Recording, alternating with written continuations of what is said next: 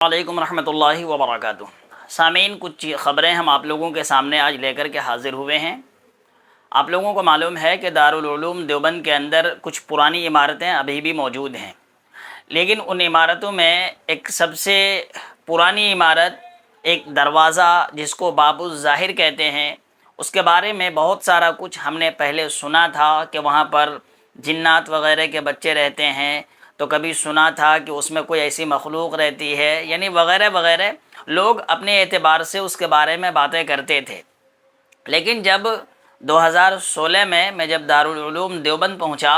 2018 تک میں وہاں جب 2 سال رہا، تو ان 2 سالوں میں باب الظاہر میں کئی مرتبہ جانا ہوا۔ پتہ چلا کہ وہ ساری باتیں صرف باہر تک ہی ہیں، سچائی سے اس کا کوئی تعلق اور لینا دینا نہیں ہے۔ وہ باب الظاہر دراصل افغانستان کے بادشاہ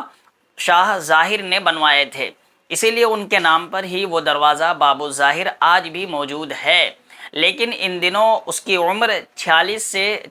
87 سال ہو گئی ہے۔ 86-87 سال عمر ہونے کی وجہ سے وہ بلڈنگ، وہ عمارت اب کمزور ہو گئی ہے، اور اس بار چونکہ بارش بہت زیادہ ہو رہی ہے تو بھاری بارش کی وجہ سے اس کے کچھ حصے ڈھہ کر گر گئے ہیں۔ اب دارالعلوم دیوبند کے انتظامیہ نے یہ فیصلہ کیا ہے کہ اس باب الظاہر کو گرایا جائے گا اور پھر اس کی تعمیر نو کی جائے گی۔ اگر آپ دارالعلوم دیوبند گئے ہیں تو آپ دیکھے ہوں گے کہ باب الظاہر کے آس پاس کی جتنی بھی پرانی عمارتیں تھیں اس میں نئی بلڈنگ بن چکی ہیں، اور ان تمام بلڈنگوں کا نام دار جدید ہے، اور بہت ہی عالیشان عمارت بنی ہے۔ لیکن ایک پرانی تاریخی عمارت باب الظاہر، جس کو شاہ بادشاہ ظاہر نے اپنے ساری چیزوں سے بنوایا تھا، وہ ان کے علامت کے طور پر موجود تھا، لیکن اب چونکہ کمزور ہونے کی وجہ سے اس عمارت کو گرا کر اس کی بھی تعمیر نو کی جائے گی۔ اب پھر اس کا نام باب الظاہر ہی رہے گا یا پھر کوئی دوسرا اور نام پڑے گا، وہ تو پتہ نہیں، وقت آنے کے بعد ہی پتہ چلے گا، بننے کے بعد۔ اسی باب الظاہر کے بارے میں ایک واقعہ اور بھی مشہور ہے جو ہم آپ کو سنانا چاہتے ہیں، کہ جس وقت